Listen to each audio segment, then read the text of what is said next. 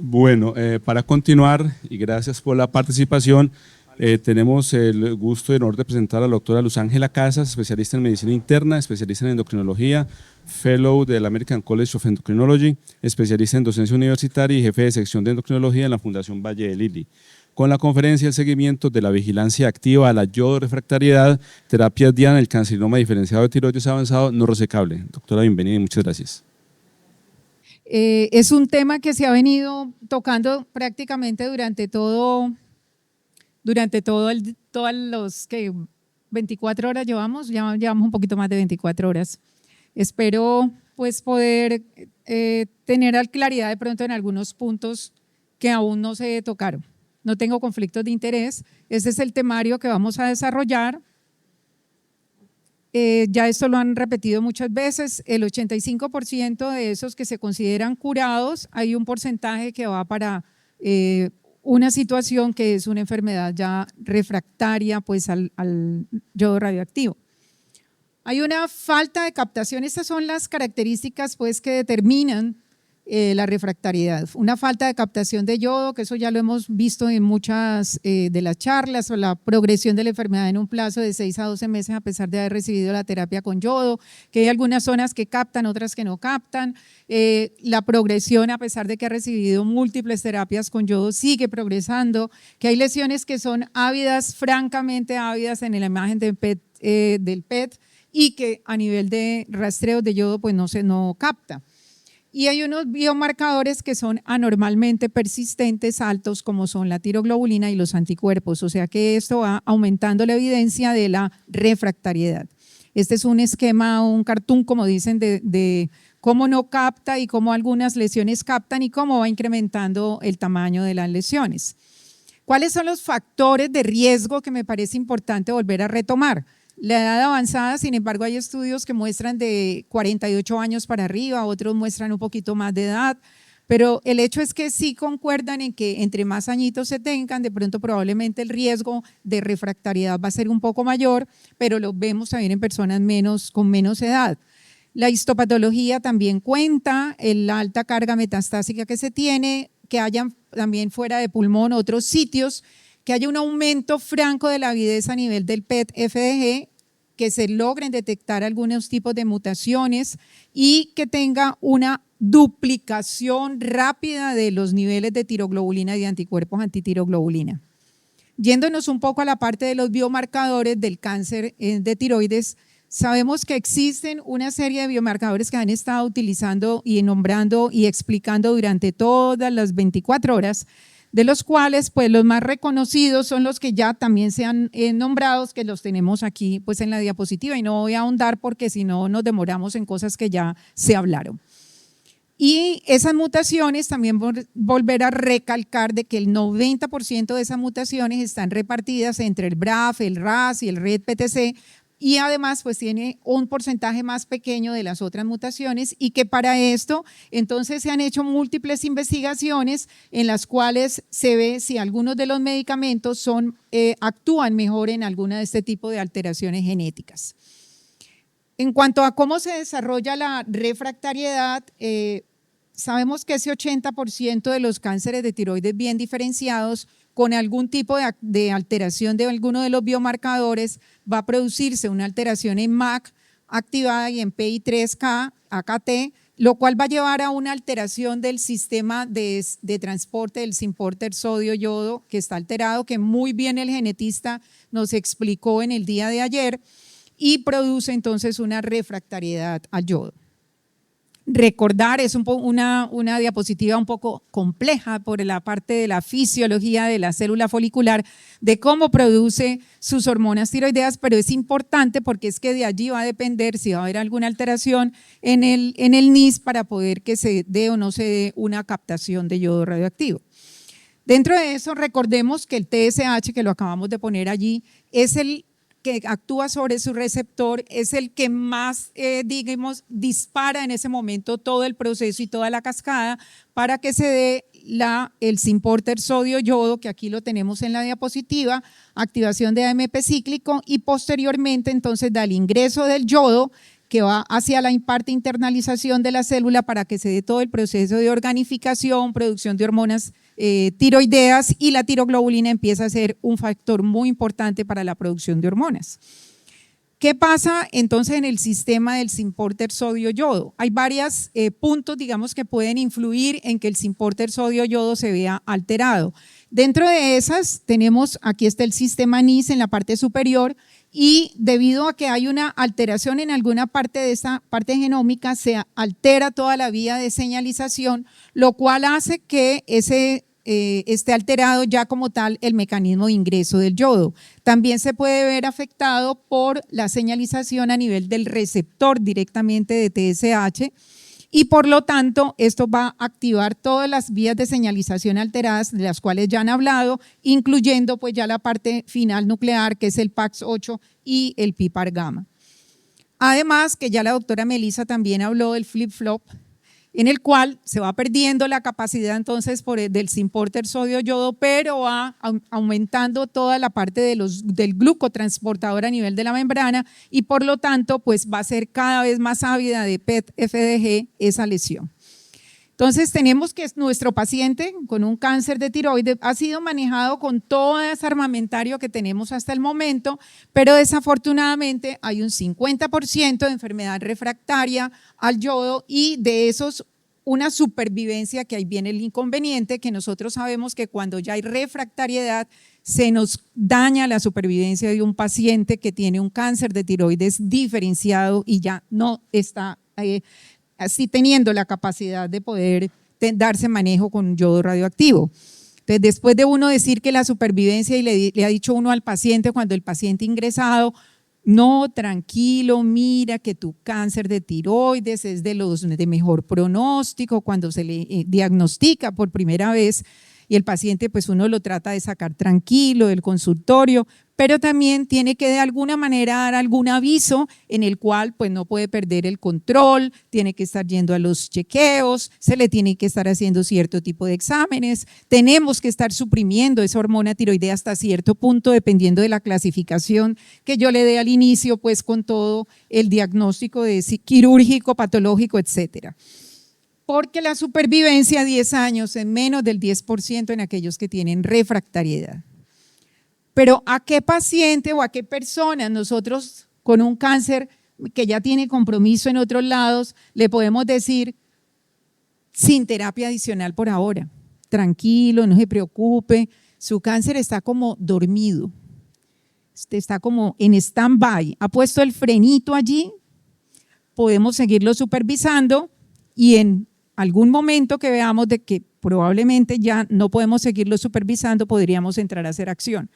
¿Por qué nos toca hacer eso en algunos pacientes? Porque sabemos que los medicamentos que tenemos, los ITKs, pues no es que sean sin eventos adversos, sabemos todos los eventos adversos que tienen los ITKs, entonces no le podemos colocar una medicación de entrada de un ITK a un paciente que sabemos que tiene algunos compromisos, no, vigilémoslo, probablemente podemos darle una vigilancia estrecha, porque se le debe dar una vigilancia estrecha a esa persona.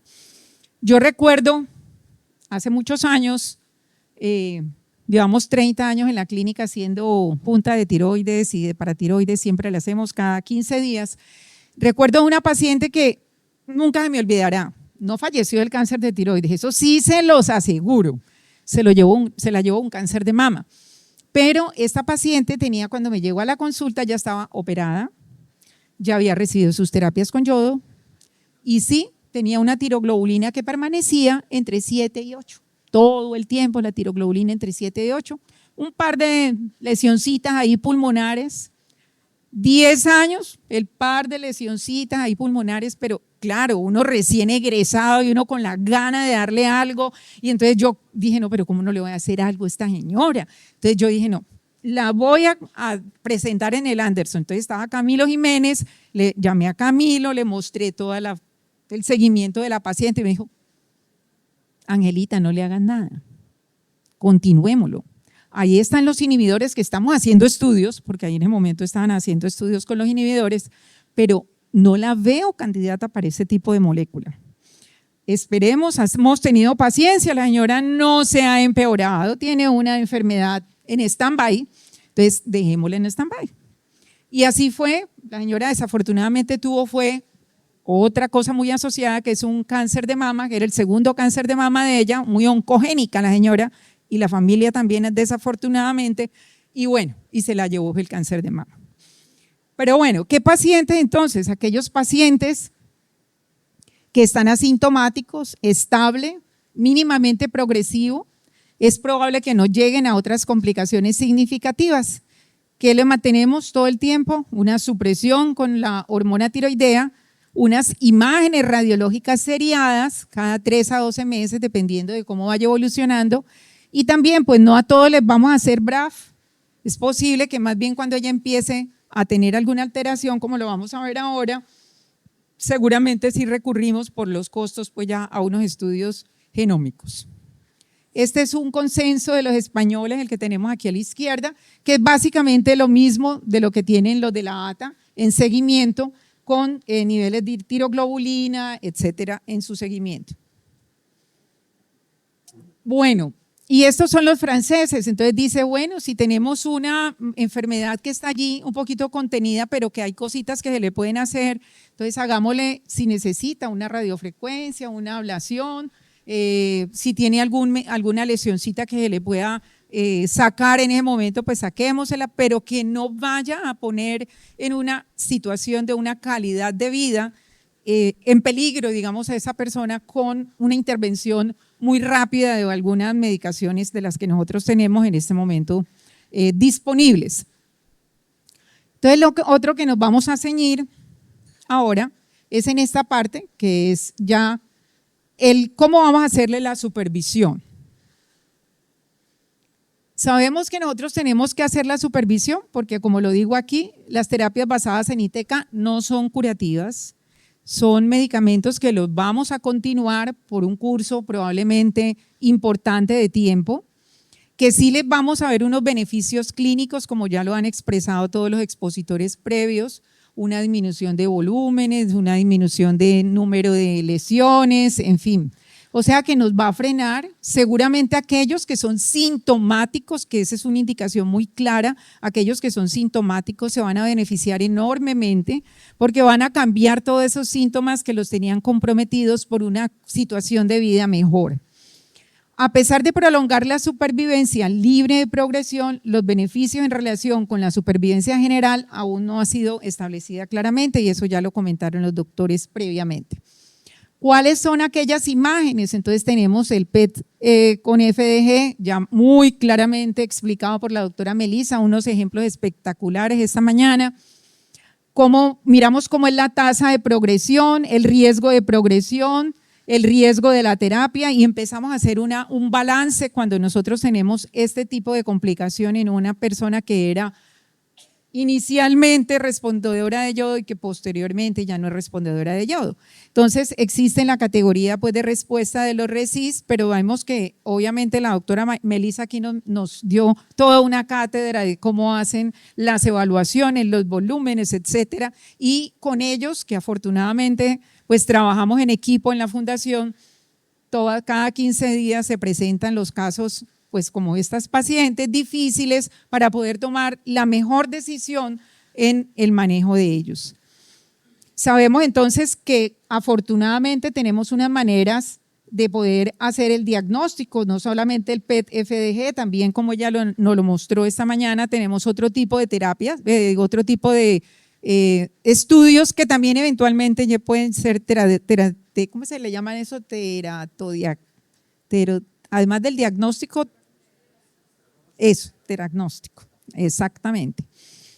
Y aquí está la sensibilidad, especificidad de todos estos estudios en los cuales pues sabemos que el yodo pues es una medicación que es la de elección para este tipo de situaciones de cáncer de tiroides, pero también sabemos que se pueden hacer estudios con el yodo muy claramente y también los otros estudios que aquí están las sensibilidades y las especificidades para cada uno y dependiendo si es un medular pues obviamente cambiaremos de tipo diagnóstico imageneológico mejor.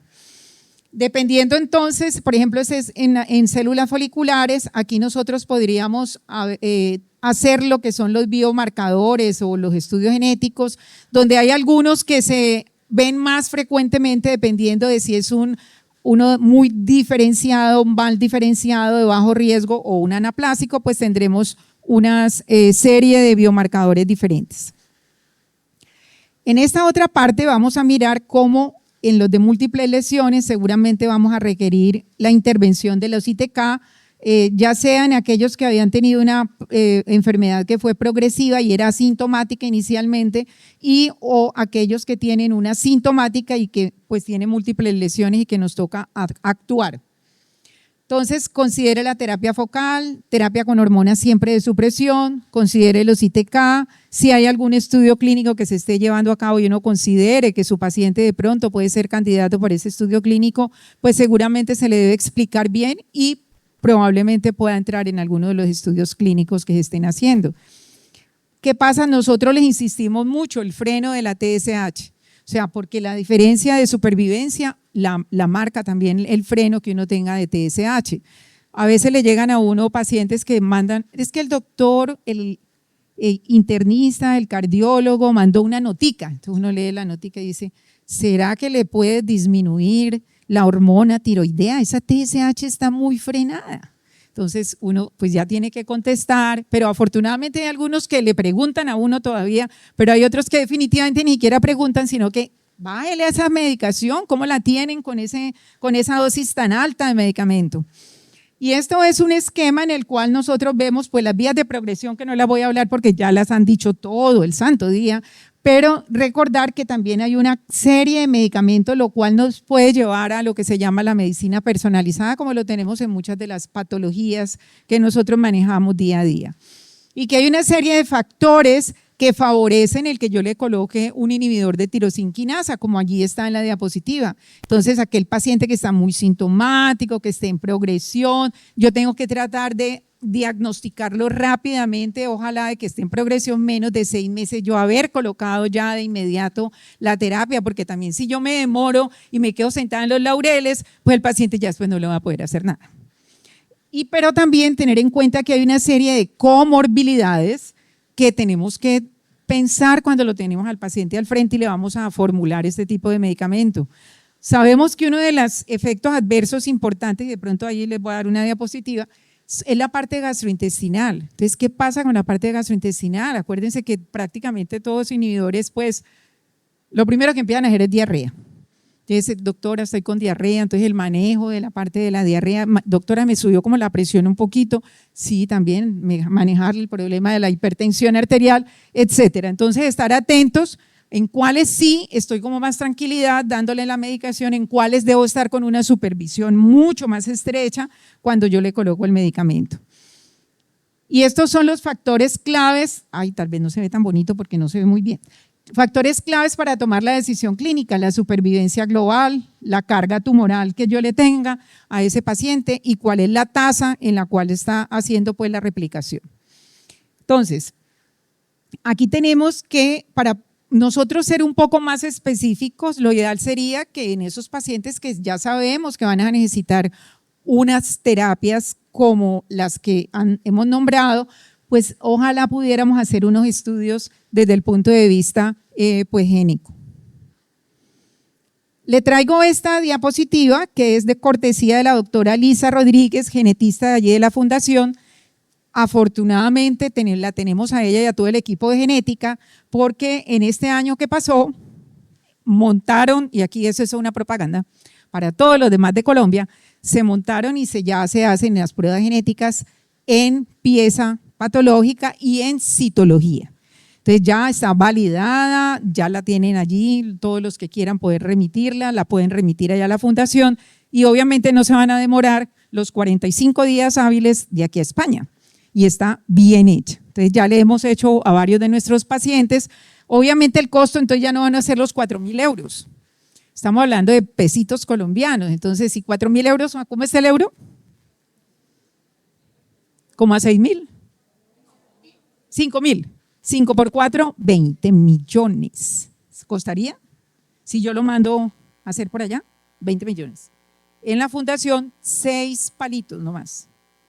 Cuesta 6 palitos, o sea, 6 millones. Bueno, eso es una cuña, pero realmente es muy bueno porque podemos hacerle a nuestros pacientes el estudio. Y pues ya sabemos que entonces podríamos irnos o como primera línea un lenvatinib como lo recomiendan en USA o un sorafenib como segunda, y en progresión también puede ser ya un cabozantinib dentro de, digamos, de la línea de tratamiento. Estos son los diferentes estudios clínicos. Creo que no vale la pena pues volver a hablar y rayar sobre lo mismo porque ya de esto han hablado todo el tiempo. Y dependiendo de dónde actúen, por ejemplo, el lenvatinib y el sorafenib sabemos que son unos inhibidores específicos de estos puntos, los inhibidores de BRAF, y es importante que en esta situación donde hay refractariedad se siguen insistiendo los diferentes estudios clínicos para poder tratar de mejorar lo que es la alteración del sistema NIS para poder que se pueda dar la terapia con yodo radioactivo. Este es un esquema, un slide donde se muestra exactamente lo que el doctor acaba de mostrar, que son los estudios de sobrevida en la parte de progresión, pues digo, disminución de, ¿cómo se diría? Bueno, libre de progresión. Y yo sé que los de atrás no ven nada, pero mire el listado pequeño de todos los eventos adversos que pueden tener los inhibidores, los ITKs. Pero hay unos que son los más frecuentes, que son los de la mano, la diarrea, la alopecia, la fatiga, la pérdida de peso, la hipertensión, la anorexia, la dispepsia, y que esos son como los más comunes y los que tenemos que estar pues más al tanto, pero ustedes ya vieron la lista pequeña, larga que pueden tenerlo. Y no es que yo no lo formule, ¿no? Lo formulamos, pero pues tener en cuenta en qué condiciones, a qué paciente, porque todo esto tiene que ser muy individualizado. El estudio de subanálisis del estudio COSMIC, que fue el de cabozantinib, también mostró que después, que ese también ya lo acaba de mostrar el doctor, después de haber administrado lo que eran los dos medicamentos, lenvatinib y sorafenib, también tuvo respuesta, o sea que prácticamente casi es como una tercera línea. Y de los que actúan en PDL1, que sabemos pues que ya tenemos los del checkpoint, que seguramente nos toca para algunos pacientes, pues tiene estudios, por ejemplo, el pembrolizumab con una disminución de un 30% de tamaño de las lesiones.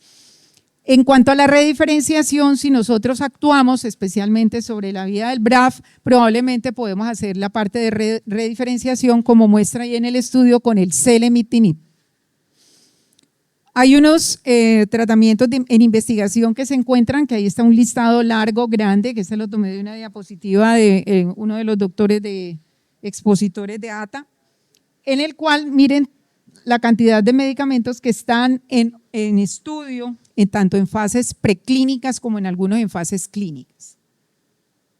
Y ya para terminar, un caso ilustrativo en el cual tuvimos ahí en la fundación, uno de los colegas endocrinos tuvo el caso, como nosotros ya les habíamos contado, cada 15 días nos reunimos, entonces trajimos este caso, nosotros nos reunimos, como lo dice aquí, oncología, medicina nuclear, endocrinología, cirugía de cabeza y cuello, patología, y en algunas oportunidades invitamos a los radioterapeutas e invitamos a los radiólogos también. Pero digamos que la base de cada 15 días son ese tipo de especialidades que confluimos para poder tratar de tomar una mejor decisión para los pacientes. Entonces, esta es una mujer de 58 años, se lo voy a leer porque los de atrás no deben ver muy bien. Una mujer de 58 años con un diagnóstico de cáncer diferenciado de tiroides. Cuando llegó ya con estudios previos, se le había hecho una tiroidectomía en el año 2006 en otra institución por fuera y tenía en esa época 42 años. Además, le hicieron de la tiroidectomía, le han hecho yodoterapia, que tampoco teníamos datos, pues qué cantidad de yodo le hubieran dado. Probablemente en esa época, yo asumo que lo mínimo que le dieron fueron 100, porque en esa época utilizábamos, y me digo yo también, utilizábamos unas dosis altas para terminar de limpiar absolutamente todo el cuello. Entonces utilizábamos 100, 150, o sea, éramos un poquito más flexibles o más tranquilos. Eso, exactamente, para la administración del yodo. Entonces se le había dado seguramente una buena dosis. Y resulta que 16 años después aparece con unas adenopatías. Estamos hablando 16 años después. No sabemos tampoco el tipo de seguimiento que se le hizo durante todos esos años anteriores, pero aparece con una adenopatía, se le hace también concomitantemente estudios con esa adenopatía y además unos estudios de un TACAR, donde se encuentran unas lesiones nodulares.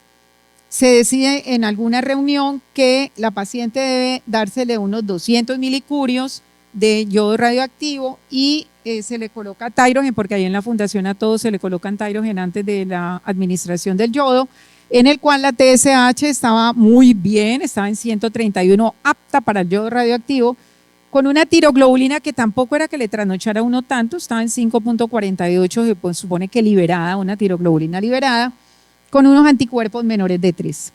El hecho es que le dan el tratamiento, en la gammagrafía postbarrido se le encuentra de que hay lesiones micro y macronodulares pulmonares de baja actividad. Ahí viene el inconveniente. No era tan buena para el yodo radioactivo, o sea, seguramente estaba ya desdiferenciándose.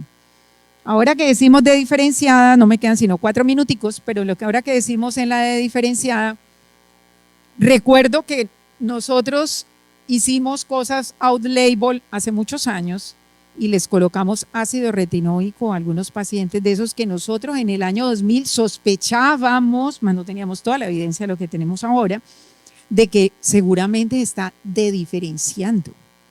Démosle algo para ver si podemos darle el yodo. O sea, ni siquiera en inhibidores de TK como para uno decirle, pues vamos a ponerlos en ese medicamento. Entonces, esos pacientes les dimos algunas terapias out-label de diferenciación. Entonces, le hacen un PET por fuera de la fundación, en otro sitio, donde encuentran unos nódulos pulmonares que varían de tamaño, unos nódulos más grandes, de hasta de 20 y de 50, con un sub, creo que un sub de 54, que es muy alto. Y no sé exactamente si esto, yo creo que fue por seguimiento, como ya se le ha dado terapia con yodo, que le hizo este PET, y este se le hizo como 6 meses después, ese sí se le hizo en nuestra institución, donde además mostraba que tenía a pesar de que eran unas técnicas un poco diferentes, parecía que hubiera un aumento de los nódulos pulmonares, o sea, como que estaba empeorando su situación. Obviamente sí podíamos esperar porque no era tan buena respondedora para yodo ya. Seguramente sí era eso lo que realmente estaba ocurriendo. Entonces, por todo lo anterior, se consideró una mujer que estaba con una enfermedad en progresión. Se reunió la junta y se decidió colocarle ITK. En este momento se le colocó lenvatinib y posterior al lenvatinib se hace una nuevo PET, cambios postquirúrgicos 6 meses después, sin lesiones hipermetabólicas en lecho quirúrgico, y en la parte de derecha, disminución significativa del número de tamaño y actividad metabólica en ambos pulmones, con una conclusión que había una respuesta metabólica parcial, una reducción del 77% de la tasa glucolítica global. O sea que igual estaba con una buena respuesta. Aquí son las imágenes de esta paciente que tenía una tiroglobulina, entre otras, bastante alta antes de la medicación. Bueno, y entonces, como para cerrar, vamos a dejar unos mensajes que serían los siguientes.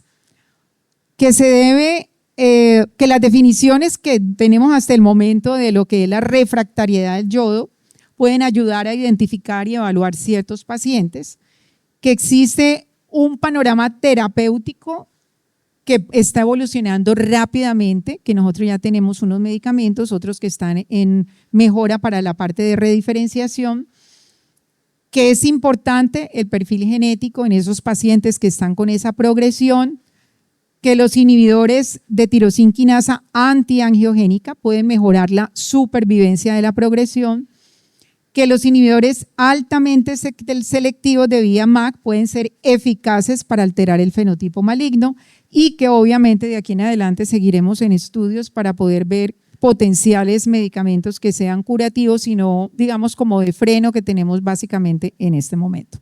Bueno, siendo 58 segundos antes de terminar, muchísimas gracias.